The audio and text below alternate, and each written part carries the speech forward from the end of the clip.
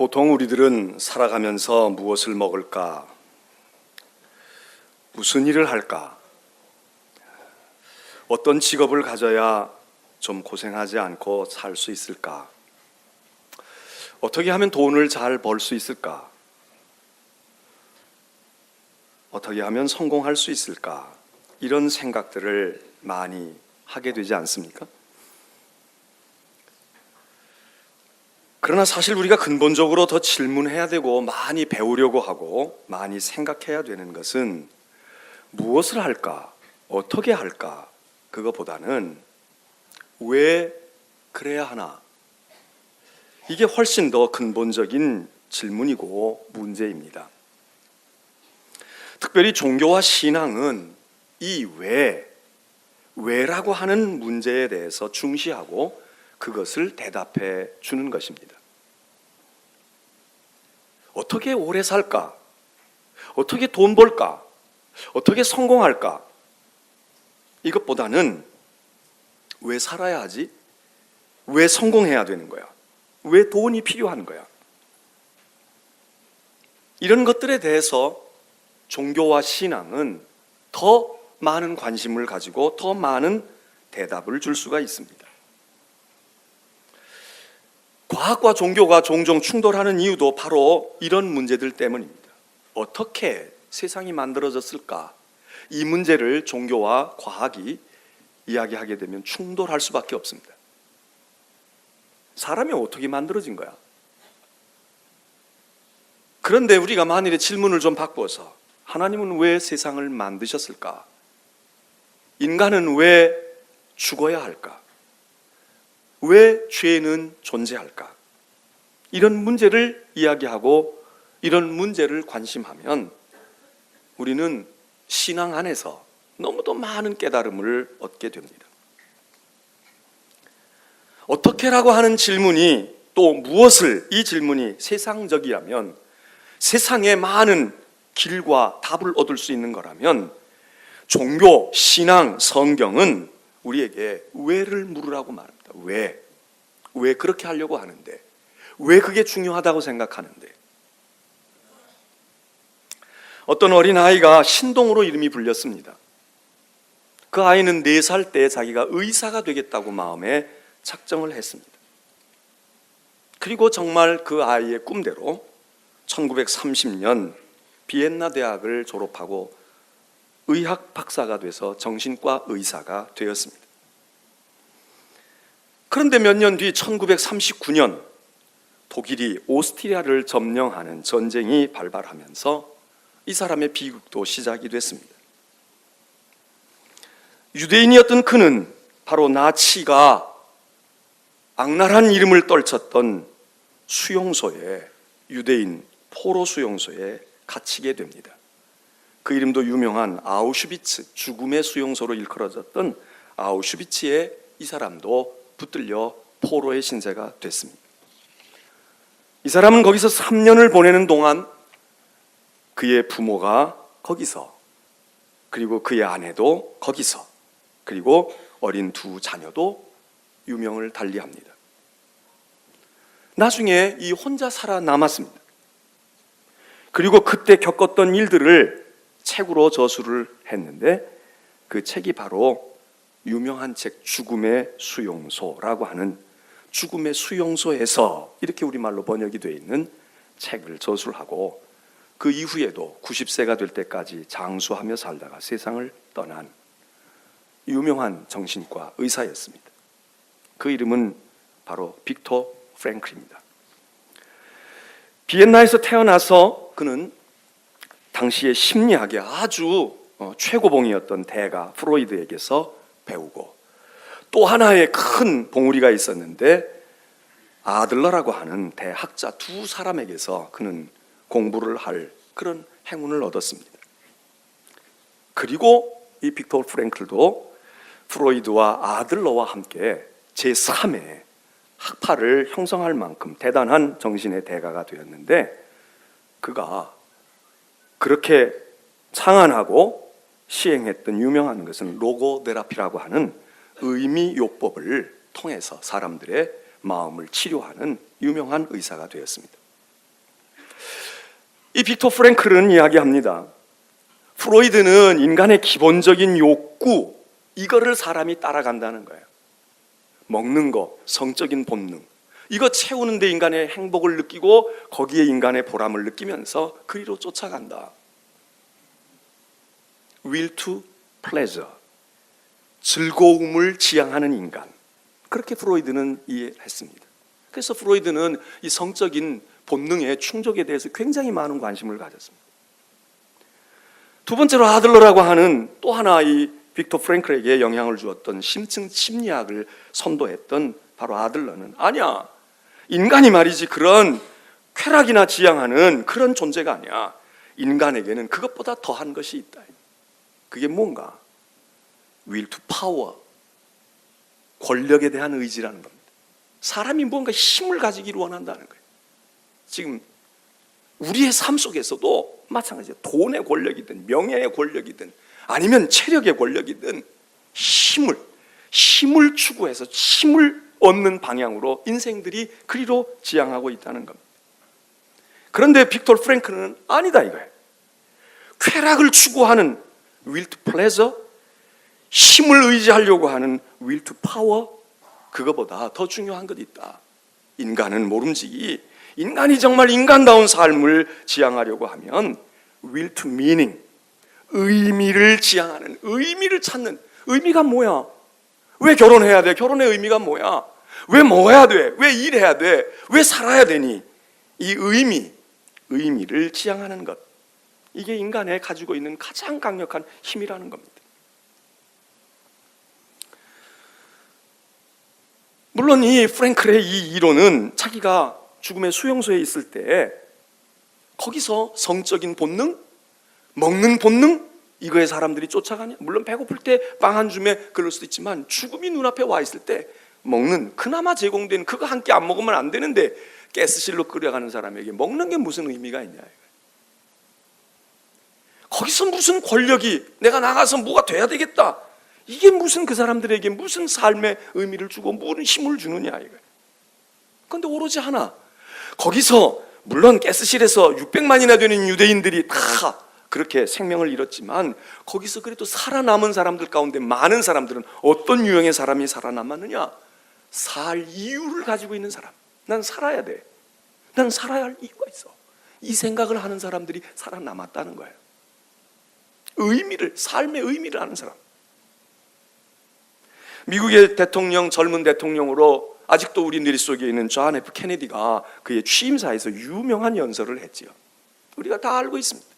야, 여러분 백성들이요, 국민들이요, 이 나라가 이제 케네디를 뽑았으니 이 나라가 나에게 무엇을 해줄까? 그거 기대하지 말고, 그거 생각하지 말고, 당신들이 이 나라를 위해서 무엇을 할 것인가, 이걸 생각하십시오. 그랬다는 겁니다. 오늘 여기 후보 한 분도 오셨지만 공약을 우리가 묻습니다. 오늘의 이번에 공약이 뭐야? 공약을 제시해라. 사람도 중요하고 당도 중요하지만 공약을 제시하라. 저는 공약도 믿지 않습니다. 왜? 공약이 제대로 실천이 되든가요? 그리고 그게 검증이 과연 될 수 있나요? 다리를 놓겠다, 빌딩을 세우겠다, 예산이 어디서 나올 것이며 그것을 할 때에 다른 것을 못하는 그런 검증을 우리가 과연 할 수 있겠습니까? 케네디의 이 연설은 이 빅터 프랭클에서 영향을 받았다는 겁니다. 거기서 힌트를 얻었다는 거예요. 나라가 너희를 위해서 무엇을 해줄까 기대하지 말고, 우리도 말이죠, 국회의원 뽑으면 이 사람이 우리를 위해서 무엇을 해줄까, 이 사람이 더 낫다, 이것도 우리의 관점이 되겠지만, 아니 우리가 좀 더 정직하게, 좀 더 유능한 시민이요 또 백성이라고 하면 여기 있는 이 말대로 우리가 이 나라를 위해, 이 도시를 위해 우리가 해야 할 일이 뭐야? 우리에게 저들이 요구하는 게 뭐야? 우리에게 세금을 더 내달라는 거야? 저들이 우리에게 협력을 해달라는 거야? 이해해달라는 거야? 이거에 대한 반응할 준비를 갖지 아니하면, 여러분 사람을 아무리 많이 뽑아도 국회의원 수를 500명을 만들어도 거기서 해답이 나겠습니까? 여당도 바꿔보고 야당도 바꿔봤지만, 남자 대통령도 세워보고 여자 대통령도 세워봤지만 거기서 해답이 나오던가요? 오늘 여기 있는 이 말씀 속에서 우리는 바로 그런 것들에 대한 힌트를 얻게 됩니다. 프랭클은 그런 이야기를 그의 책 속에서 종종 하고 있습니다. 사람이 말이지, 어떤 사람이 왜 살아야 되나? 내가 왜 살아야 하나? 내가 왜 존재해야 되나? 이거를 깨닫는 사람은 그의 삶의 상황과 처지가 어떻게 바뀌고 어떻게 곤경 가운데 들어가도 살아남는다 이거예요. 거기서 사는 방법을 아는 거예요. Why to live를 아는 사람은 how to live를 아는 거예요. 어떻게 살아야 될까가 답이 나. 근데 우리는 왜 살아야 하는지, 삶의 목적과 의미와 그걸 모르면서 어떻게 살까? 직업이 이게 나을까? 이게 나을까? 알파고가 나오는 거 보니까 야, 인공지능이 대단해질 텐데 직업이 없어질 텐데 어떤 직업을 찾아야 되는 거야. 지금 혼란이 오잖아요. 어떤 직업이 앞으로 10년 뒤에 전도가 앙양해? 뭐가 있는 거야? 이거 가늠한다 이거. 여러분 왜 그래야 되는데? 왜 정치해야 합니까? 왜 사업해야 됩니까? 여러분 왜 교회에 나와야 됩니까? 왜 교회에 와서 우리가 예배 드려야 합니까? 예배를 어떻게 드리면 잘 드릴까? 예배가 뭐야? 이것도 중요하지만 가장 근본적인 질문은 왜 예배해야 되느냐? 왜? 이건 의미입니다. 이 프랭클이 얘기했던 이 말은 니체가 이야기했던 말이라고 알려져 있는데, 사람이 왜 사느냐를 알면 내 환경이 성공할 때도 있고 실패할 때도 있고 어려울 때도 있고 부유할 때도 있지만 그 상황 속에서 어떻게 살아야 할지 답이 나온다는 거예요. 그런데 이렇게 양지에서 살았던 사람은 음지가 오면 이거 혼란이 와요. 왜? 내가 왜 존재해야 되는지 의미가 없어요. 빅토르 프랭클은 그 수용소에서 3년 동안 있는 동안에 무슨 삶의 의미가 있겠어요? 무슨 희망이 있겠어요? 근데 이런 봄철이 온단 말이에요. 이런 봄철이 오면 새싹이 파릇파릇 돋아나오는 그 속에서 삶의 의미를 발견했다는 거예요. 그게 무한한 자기의 희망이었고 자기의 기쁨이었다는 거예요. 나중에 알고 봤더니 자기 부인은 벌써 가스실에서 사형집행당하고 이 세상 사람이 아닌데, 프랭클은 그것도 모른 채 내가 여기서 살아나가서 사랑하는 아내와 더불어 사랑의 삶을 계속할 거야. 나는 그래 살아야 돼. 나는 그래서 살아야 돼. 이 의미. 여러분 오늘 성경 말씀에 바로 그런 문제들을 분명하게 이야기해 주는 구절을 우리는 만났습니다. 고린도전서 10장 31절에서 33절의 말씀은 왜 살아야 되느냐, 무엇을 먹든지 무엇을 마시든지 무엇을 하든지 그게 중요한 게 아니라는 거예요. 너희가 밥을 먹을 수도 있고 빵을 먹을 수도 있고 굶을 수도 있고 안 먹을 수도 있어. 너희가 배 터지게 먹을 수도 있어. 그러나 그거가 우리의 인생의 행복을 좌우하는 것 같고 성공과 실패가 우리의 인생을 무언가 가치 있게 만들고 무의미하게 만들 것 같지만 no, 아니다 이거예요. 그거 아니고 너희가 정말 왜 먹어도 왜 먹는지, 안 먹어도 왜 먹는 거 안 먹는 것인지 그거 붙들고 있으면 먹든지 마시든지 무엇을 하든지 그거는 그리 큰 문제가 아니라. 그런데 이런 말씀은 예수님도 하셨습니다. 예수님이 그렇게 말씀하셨죠. 자기의 말을 들으려고 온 사람들에게 너희가 하나님의 사람이기를 바란다 그러면서 야, 이방인들과 너희 하나님의 사람들의 차이가 뭐야? 마태복음 6장 산상수훈의 유명한 말씀을 하셨습니다. 하나님의 백성이 되기를 너희가 원한다면 너희가 목숨을 위하여 무엇을 먹을까? 무엇을 마실까? 몸을 위하여 무엇을 입을까? 염려하지 마라. 그거 해결하는데 전전긍긍하지 말라고. 그거 다 이방인들이 살아가는 이방인적인 삶의 방식이야. 하나님 아버지께서 너희의 필요한 것들을 다 아셔. 너희가 단지 하나님의 백성이라면, 저 이방과 다른 신앙 없는 사람들과 다른 삶을 추구한다고 하면 너희는 먼저 하나님의 나라와 의를 구해라. 그러면 모든 것을 더하여 주실 거야. 굶어도 굶을 수 있어. 배 터지게 먹어도 교만하지 않을 수 있어. 오늘 본문 사도 바울의 본문 고린도전서를 읽었는데 똑같은 맥락의 말씀을 사도 바울은 이렇게 표현하고 있습니다. 너희가 먹든지 마시든지 무엇을 하든지 그거 중요한 거 아니야. 먹으면 어떻고 안 먹으면 어떠니. 이 일을 높은 자리에서 하면 어떻고 땅바닥에서 하면 어떠니. 하나님의 영광을 위하여 해. 목적이 분명해. 무엇 때문에 그러는 거야? 저 자식 때문에 그러는 거야? 너 이름 날리기 위해서 그러는 거야? 한 번에 행세하고 싶어서 그러는 거야? 아니야.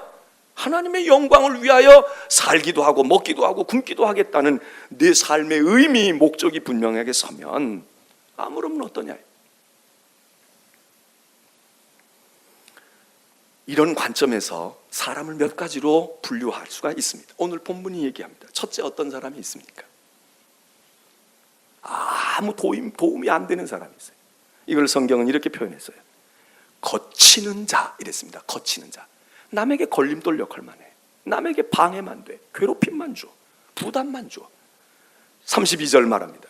유대인에게나 헬라인에게나 하나님의 교회에나 너희는 거치는 자가 되지 마라. 첫 번째 유형은요, 거치는 사람이 있어. 아무 도움과 유익이 없어요. 이 사람은 그냥 해만 주는 거야. 악을 끼치는 사람이야. 세상에 그런 사람들이 있잖아요. 가족에게도 환영 못 받아. 친구들에게도 환영 못 받아. 직장에서도 별로 그렇게 좋은 인상 주지 않아. 가는 데마다 걸림돌이 되는 거야. 부모의 가슴에 못 박고, 처자들, 자식들에게도 그렇게 하고. 여기 성경 얘기해요. 야, 유대인에게도 걸리지 말고 헬라인에게도 걸림돌 되지 말고 하나님의 교회에서도 걸림돌 되지 말라고. 우리 여기 다 앉아있지만 우리 모두가 다 교회에 다 유익하기만 하겠습니까? 걸림돌 되는 이도 있어요. 그렇게 하면 안 된다. 인생을 그렇게 살지 말아요. 두 번째는 이와 대조적인 유형이 뭐겠습니까? 걸림돌이 되는 사람이 아니라 유익한 자입니다. 유익을 주는 자예요. 이로운 걸 추구하고 사는 사람이에요. 여기도 몇 가지 종류가 있다고 오늘 본문 얘기해요. 첫째는 자기의 유익을 구하며 사는 사람. 남에게 걸림돌을 되지는 않지만 자기 유익만 찾아. 내게 이로운 게 뭐야? 내게 좋은 게 뭐야? 이게 인생의 목적인 거예요. 돈을 벌어도, 직장에 취직을 해도, 사업을 해도, 누구와 거래를 해도, 누구와 관계를 맺어도 내게 이로운 거 뭐야? 내게 어떤 것? 그러니까 손해보는 짓은 전혀 안 해. 똑똑한 사람이지요. 유능한 사람이지요. 첫 번째 유형입니다. 자기의 유익을 구하여 사는 사람. 두 번째 유형이 있어요. 남의 유익을 구하고 사는 사람이 있어요. 내 유익보다 다른 사람의 유익을 구해. 근데 이것도 여러 가지 종류의 형태가 있죠. 남은 남이지만 나하고 가까운 사람이야. 내 피부치, 내 가족, 내 부모, 내 형제, 나하고 가까운 사람, 내 동지. 이 사람은 끔찍이 챙겨요. 그래서 그에게 뭐 아까운 것도 없어. 줄 수도 있고 양보할 수도 있고 희생할 수도 있고 그 사람을 위해서 보호자로 나설 수도 있어요. 의분도 떨칠 수 있어. 이런 사람 괜찮은 거죠. 이 정도만 해도 준수하죠. 그런데 좀 더 나은 사람들은 이 다른 사람을 위하는 다른 사람의 폭이 넓어집니다. 내 형제 동기간만이 아니야. 내 자식만이 아니야. 내가 내 자식과 비슷한 아이를 보면 내 아이 같아. 그래서 베푸는 거야. 내 자식만 있고 부모는 없지만 부모를 볼 때 우리 부모님 생존해 계시면 그러겠지. 부모를 염려해. 바로 이런 생각을 가진 사람들이 공익적인 사람들 아닙니까? 그건 이런 이들이 지도자가 돼야 되고 회사의 주인도 CEO도 돼야 되고 정치인도 돼야지. 그래야 우리가 혜택을 봐. 자기 식구 건사하고 자기 품었던 사람 그럼 낙하산으로 또 다 내려보내고 나머지 사람은 거기서 피해를 보고 이런 악순환이 되어지면 이런 사람들은 아니잖아요. 그러니까 큰 그릇들은 무언가 하면 남의 유익을, 자기보다는 남의 유익을 구하는 사람. 나중에 보니까 아무것도 없어. 아무것도 없는 거야. 자기를 위해서는 챙겨놓은 게 없어. 그런데 그 주변에 있는 사람들은 잘 됐어. 복을 받았어. 그리고 가까이 있는 사람만이 아니라 아무 관계없는 저 아프리카에 있는 아이들도, 저기 남의 나라의 동남아시아에 있는 사람들도, 이런 사람들이 국가와 사회를 위할 줄 아는 사람 아니겠습니까? 남의 유익을 구하는데 그 남이 보통 남이 아닌 거야. 일면식도 없는 사람도 그들을 위해서, 가난한 사람, 병든 사람, 약한 사람, 그들을 위해서 우리가 뭘 해야지, 어떻게 해야지, 이런 생각. 그런데 오늘 성경에서는 이런 삶의 목적과 유형을 가지고 사는 분들 고상한 분들이죠. 대단한 분들이죠. 그런데 오늘 성경은 이야기해요.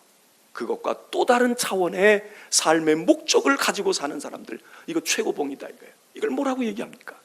하나님을 위하여 살아도 살고 죽어도 죽는 사람들. 하나님을 위하여, 하나님의 나라를 위하여, 하나님의 영광을 위하여, 하나님의 뜻을 이루기 위하여, 하나님의 기쁨을 위하여.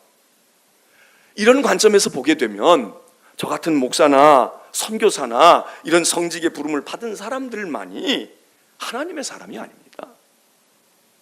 여러분이 길거리에서 좌판을 하든 땅을 파든 아니면 목축을 하든 배를 타고 나가는 어업을 하는 분들이 됐든 간에 이것이 하나님을 위하여 하는 일이야. 이게 내 처자식을 먹여 살리는 일도 되지만 내 나라 동포를 위한 일도 되지만 이게 하나님의 부름이야. 하나님이 나보고 이거 하라는 거야. 그렇게 하면 그게 바로 소명입니다. 사명과 소명은 다릅니다. 사명은 세상 사람들도 가집니다. 세상 사람들 다 사명감으로 하는 게 책임감 중에 아주 큰 거 아닙니까?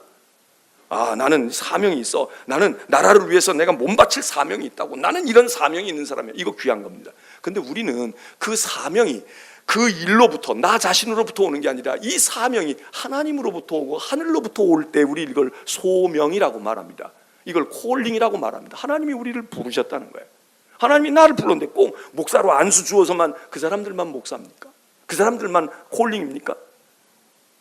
저 같은 목사가 되고 선교사가 됐어도 목사 일을 하고 목회를 하고 뭐 예배당을 12번씩 지었다고 할지라도 하나님을 위한 것 아니면 그거는 콜링이 아니죠. 그냥 하나의 직업 중에 방법일 거예요. 이걸 하냐 저걸 하냐 그 중에 하나 자기 적성에 맞는 거, 자기가 좋아하는 거 했을 것뿐이에요. 그런데 농사를 짓던 사업을 하던 여러분들이 직장 생활을 하던 이거는 말이야, 이거는 하나님이 나에게 맡기신 거야. 이 일은 내가 궁극적으로 회사를 위해서도 하고 가족을 위해서도 하고 내 인생을 위해서도 하지만 결국은 이건 하나님을 위한 일로 하는 거야. 그러면 여러분들은 다 콜링을 받은 분들입니다. 이게 유명한 기독교 개신교의 바로 소명론입니다. 여러분이 하고 있는 일들을 나 신학교 가야지 뭐 해야지 이렇게 바꾸려고 하기 이전에 그렇게 하고자 하는 분들은 여러분이 지금 있는 가정에서의 역할, 사회에서의 역할, 여러분이 어떤 직업을 가졌던 하는 일들을 이거 하나님이 나를 부르셔고 내가 여기에 대한 응답이야. 하나님께 내가 이거 응답하는 거야. 그러면 여러분은 거룩한 삶을 사는 분들입니다. 오늘 여기 있는 말씀이 그 얘기를 하는 거예요. 하나님을 위하여 먹어도 하나님을 위해 먹고 안 먹어도 하나님을 위해서 안 먹는다면 먹고 마시는 게 무슨 의미가 없잖아요. 왜? 먹든지 안 먹든지 하나님을 위한 것이 통일이 되는 거야. 이렇게 하나님을 위해서 한다고 할 때 우리가 보이지 않는 하나님 찾아서 맨날 산기도 가야 합니까? 맨날 철야하고 맨날 방언하고 기도해야 합니까? 결국 우리가 무엇을 위하여 한다고 할 때는 우리의 이웃들과 우리의 역사 속에서 하는 거 아닙니까? 하나님 위해서 우리가 하는 건 지금 예배드리는 이 시간, 요건 정말 온팍 하나님께 드리는 시간입니다. 그러나 이후부터는 또 내려가서 밥 먹어야 돼요. 또 집에 가야 돼. 교제해야 돼. 뭐 해야 돼. 나가서 봉사하고 다 우리 위해서 하는 거야. 사람 위해서 하는 거야. 그런데 그거 똑같으냐? 똑같지 않다 이거예요. 그 전에 넓은 마음을 가지고 알지도 못하는 사람을 위해서 희생하고 이렇게 하는 것도, 이런 휴머니즘에 근거해서 하는 것도 중요한 의미가 있지만, 이렇게 행하고서 다른 사람을 위해서 타자를 위한 삶을 사는 사람과 하나님을 위하는 목적을 가지고 그 목적을 수행하는 과정으로서, 방법으로서 사람을 돕고 사람을 위해서 헌신하는 사람의 차이가 하나 있는데, 그건 차원이 조금 한 차원이 다른 게 있다 이겁니다. 그게 무엇입니까? 남을 위해서 일하게 될 때에 그들의 배고픔을 해결해 줘야 되고, 아픔을 치유해 주고요, 억눌린 자 해방시켜 주고, 인권을 보장해 주고, 자유를 얻게 하고, 인간다운 삶을 누리게 하는 거 똑같습니다. 우리도 똑같이 해. 하나님을 위해서 한다고 그래가지고 우리가 별나게 합니까? 그런데 하나가 더 있어요. 여기 오늘 성경 말씀에 뭐라고 얘기냐면, 너희 그렇게 하면서 너희 많은 사람의 너의 유익을 구하지 말고 많은 사람의 유익을 구해. 그 사람들을 위해서 뭘 해? 그리고 그들로 구원을 받게 하라. 그들로 구원을 받게 하라. 배고픔에 배 채워주는 게 우리의 목적이 아닙니다. 병든 자 병 고쳐줘서 건강하게 10년 20년 더 살게 하는 게 우리의 목적이 아닙니다. 무지 가운데서 있었던 사람에게 지식을 넣어줘서 머리를 깨우쳐줘서 계몽시키는 게 우리의 궁극적인 목적이 아닙니다. 인권에 억울하게 감옥에 갇혀있는 사람을 인권의 운동을 해서, 서명을 해서 그 사람 끄집어내서 자유를 주고 피선거권 주고, 그리고 선거에도 나오게 해서 복권시키는 게 우리의 궁극적인 목적이 아닙니다. 세상은 거기까지입니다. 근데 우리는 그들로 구원을 받게 하라. 구원을 받게 해. 배고픈 자에게 먹여주고 그걸로 사람이 영원히 살지 못해. 억눌린 자 풀어줬다고 해방시켰다고 해가지고 어느 지구상의 어느 나라에 간들 그 사람이 인권의 유린을 안 당할까? 업신여김을 안 당할까? 안 돼. 그러니까 하늘의 생명으로 구원시켜라. 하나님을 위하는 자가 하는 일은, 직업이 무엇이든 어떤 일을 행하든 고울이 하나인데, 목표가 하나인데, 결국은 그걸 통해서 그들로 하여금 구원 얻어서 이 땅에 잠시 있다가 하는 세상에 그냥 어떻게 살든 그거 잘 극복하고 살다가 결국은 하나님의 생명을 받아 구원을 얻는 하나님의 백성이 되게 하라. 이게 하나님을 위하는 사람이 일하는 마지막의 고울입니다. 우리도 다른 사람 배고플 때 베풀어 줘야 되고, 연약한 사람 손 잡아 일으켜 주어야지요. 세상은 거기까지밖에 하는 거예요. 그것까지야. 더 뭘 해줄 게 뭐가 있어요? 집 지어주면 됐지, 병 고쳐주면 됐지. 어떻게 해요? 죽은 자를 살립니까? 오늘 우리에게 얘기해. 하나님을 위하여. 왜? 무엇 때문에? 의미. 이거 아는 사람은 결국은 말이지, 우리가 도와주는 게 뭐 재벌이 기증해가지고 말이야 연말이 턱턱 몇 억씩 내놓는 돈에 우리가 어떻게 비유하겠어요? 우리가 해봐야 몇만 원이야, 몇십만 원이야. 그런데 거기에는 뭐가 있냐? 그들로 구원을 얻게 하라. 여러분, 저와 여러분은 어떤 사람일까요? 혹시 거치는 자가 아닙니까? 이 사회에서, 우리 가정에서, 교회에서 유대인에게 거치는 자가 되고 헬라인에게 거치는 자가 되고 하나님의 백성들에게도 거치는 자 아닐까요? 신앙생활 하는데, 기왕 하는데 자꾸 뭔가 걸림이 되는 거야. 우리 가족들도 내 피부친데도 나를 그렇게 별로 달가워하지 않아. 실망해, 응? 화내, 분노해. 이런 유형은 안 되죠. 그런데 거치는 자가 아니면 유익을 주는 자예요. 기껏해야 내 유익이나 추구하다가 살아. 그냥 내 눈앞에 이익만 추구하다가 살아. 그래서 성공도 했어, 돈도 벌었어, 뭐 쌓아놓은 것도 있어. 그런데 그게 끝이야. 남을 위하는 것으로 눈을 돌려요. 근데 기껏 해봐야 내 자식에게 물려주는 거야. 그리고 내 가까이 있는 사람에게 밥 한 번 사주고 말해, 손 한 번 잡아주는 거, 이 정도? 그것도 아니라는 거예요. 넓혀 모든 사람을 유익하게 하라고, 모든 사람을 좋게 해, 모든 사람을 좋게 하는 대로 가라고. 그런 사람들이 세상에 꽤 있습니다. 그 세상이 이만큼 그래도 유지가 돼. 그런데 오늘 성경은 이야기해요. 너희는 거기에 한 걸음 더 나가야 돼. 저들로 구원을 얻게 해라. 그게 하나님의 영광을 위한 거야. 하나님을 위한 거야. 구원을 얻게 해. 꼭 나가서 전도해서 교회에다 등록시키는 것만 아니라 우리의 삶과 우리의 그런 의미, 삶의 목적이 다른 사람을 낫게 해주고 개선시켜줄 뿐만 아니라 그거가 한계가 있어. 궁극적으로 그리스도를 만나고 그의 인생도 또 하나님을 위하여 살도록, 굶어도 하나님을 위하여 굶으면 의미 있는 거야. 그리고 어떤 아우슈비츠 수용소에서도 살아남아 빅터 프랭클은 아침에 떠오르는 해양을 보고도 삶의 의미를 찾았다는 거예요. 수용소에도 태양은 떠오르잖아요. 그리고 막 그냥 긴장하고 있고 막 우울하고, 그리고 막 서로 말에 의심하고 이러고 있는데 어떤 사람이 조그만 친절을 베풀어 준 거야. 말 한마디 해준 거야. 근데 이거를 빅터 프랭클은 붙들고 있는 거야. 야, 이런 친절이 있구나. 응? 이 각박하고 이 지금 백척간두의 목숨이 달려있는데도 야, 말 한마디 이런 게 있구나. 그거에서 막 힘이 솟구쳐 일어나. 이게 바로 삶의 의미야. 이게 내가 살아야 할 이유야. 오늘 예배드리는 성도 여러분, 우리 자신은 어떤 유형의 사람일까? 그리고 우리는 어떤 일들을 하고 있는 걸까? 어떻게 할까, 무엇을 할까 보다 왜? 여러분 물어보시길 바랍니다. 왜 존재할까? 나 왜 좀 더 살려고 그럴까? 왜 나 일하려고 그러지? 왜 출근해야 돼? 왜? 하나님께서 여러분에게 대답해 주시리라 믿습니다.